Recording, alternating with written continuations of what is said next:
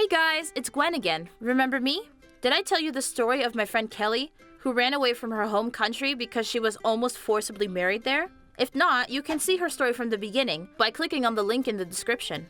So, Kelly lived at my house for about 6 months, and I helped get her a job at the Bee Cafe, where I also worked. We also hung out with Aaron. You know, the guy with really bad breath. This again? Are you serious? What the heck? Aaron, be quiet. You know it's true. And don't get in the way of the story.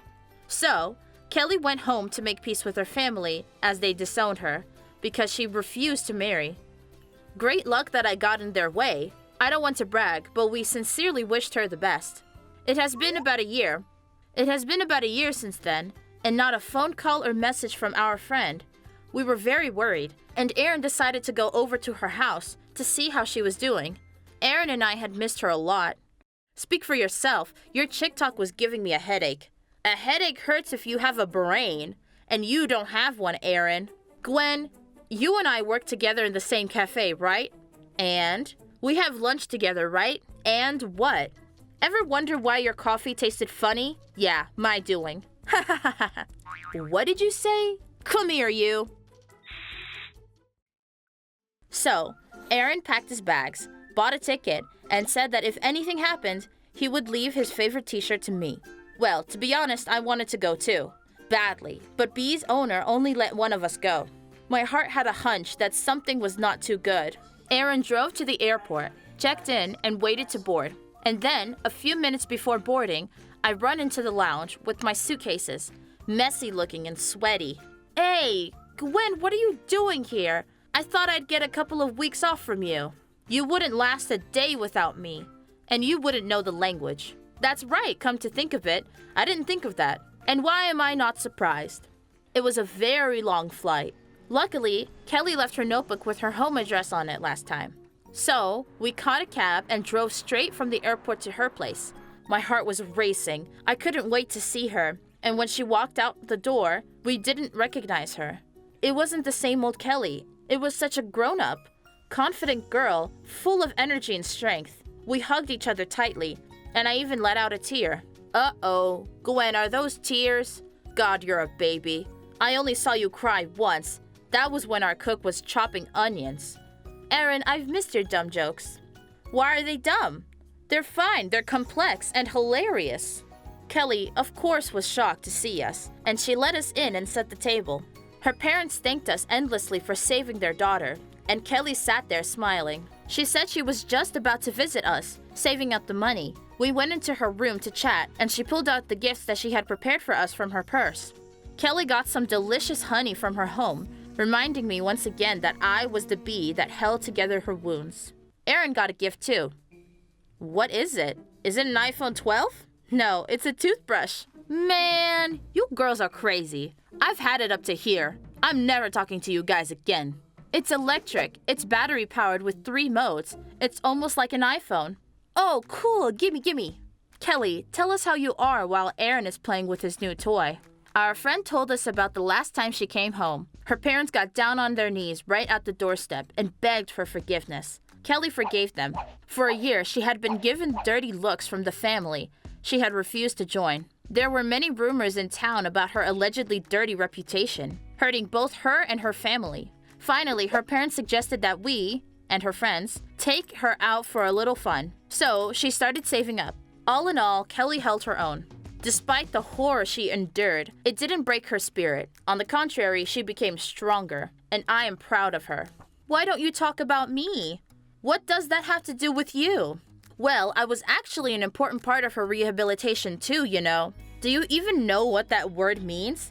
Yeah, it's when a person, when they get rehabbed and then habilitated, duh. Were you dropped on the head as a child? No. Nothing, Aaron. It's just I lost a few brain cells trying to process that sentence. The first thing after resting, the next day, we decided to go unwind and go on a vacation in the countryside. There was a gorgeous park just outside of town, and Kelly decided to show us around. We got there in a great mood, built a fire and roasted sausages. Well, what else is new with you? I'm getting married. What? We just got you out of marriage and now you're back in there? Tell me about him. Is he as handsome as me? Aaron, Just tell me, is that what you really want? Yes, I'll never get these broads. And you don't have to. You need to understand yourself first. Gwen's just jealous. You know, she had been proposed to once. Yeah? Who did? Her parents. If you were the only man on the planet, still no woman would marry you. And they don't have to. I'm fine on my own. Anyway, we laughed and joked, and at some point we ran out of firewood and Aaron went to get it. I suddenly realized I had dropped my earring and went to looking for it. While Kelly kept watch over things, when Aaron and I got back, she was gone. Did you say something to her? Why did she leave? Why me? You were the last one with her. Maybe she went for a pee. Okay, for the first time, I think I'll agree with you.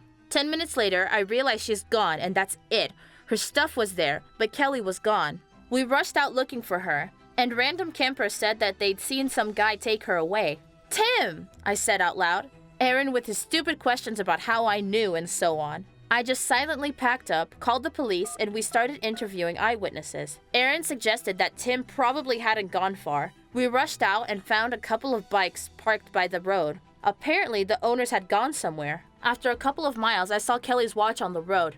It was crushed. So, we're on the right track, I thought, and we drove on. After another 5 minutes of straight driving, I stopped a parked car. In the middle of the road, we found one man's sneakers. We darted off in different directions, and suddenly I heard yelling. Kelly, I yelled, but Aaron was already far away. I ran to the voice and saw her standing at the very edge of the cliff, and a man approaching her. I was angry. 1 foot out of his sneakers. Kelly begged him to leave her alone, and he yelled that she had disgraced him and his family. I saw you with some guy. What, did you find a replacement for me? You're mine, and that's final, he shouted. Kelly was on her knees crying. Hey, big guy, I yelled, and when he turned around, I threw a log at him. The blow was hard and right on the head. Tim fell unconscious and fell right off the cliff, and Kelly screamed and covered her ears with her hands. I didn't mean to kill him. I just tried to save my friend. I immediately rushed to look for him and saw that he was hooked on a branch and hanging. He looked at me, at Kelly, and started apologizing, begging for help and swearing he'd never touch her again. Kelly held out her hand to him, and so did I, but we didn't have enough strength. At that moment, Aaron came running to us. He pulled him easily to the ground. His brain is small, but at least he was strong.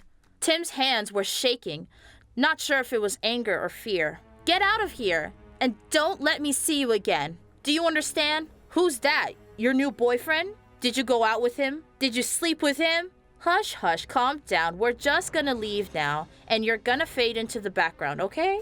What did you say? Tim suddenly jumped on Aaron, and they got into a fight. Kelly and I tried to stop him, but Tim was awfully strong. It was a real pile-up, and then something weird happened. A gunshot was heard. Everyone froze. Kelly had a gash in her side. Tim staggered, hid his gun, and rushed to run away. But Aaron tackled him and twisted his arms. That's when the police spotted us and rushed to help. Kelly was taken to the hospital. She's okay, it wasn't fatal. The police took Tim. The worst of it was over. When Kelly opened her eyes in the hospital, we were sitting next to her. The first thing she said was, "Thank you, guys." That was the first time I saw Aaron was so serious. He wasn't joking or asking silly questions. He was just sitting there looking at her. Kelly's parents said they weren't going to let it go and were now trying to hold that jerk Tim and his family accountable. It was comforting to know that she was now completely safe, and how good it was that we were there for her. Kelly told us to wait for the wedding invitation and promised to call and write more often. Then we came home. So, it's just me and you again. And? Let's go get some coffee already. Coffee? You're not gonna do something weird with it, are you? No, I just told you that to freak you out. You fool. By the way, I still haven't asked how our boss let you go to Kelly's. Yeah, about that. I'm unemployed now. Fired? Yep. And how are you going to live now? You gotta spot me from now on until I get a job. If you liked the video, please leave a like and comment down below. Don't forget to subscribe.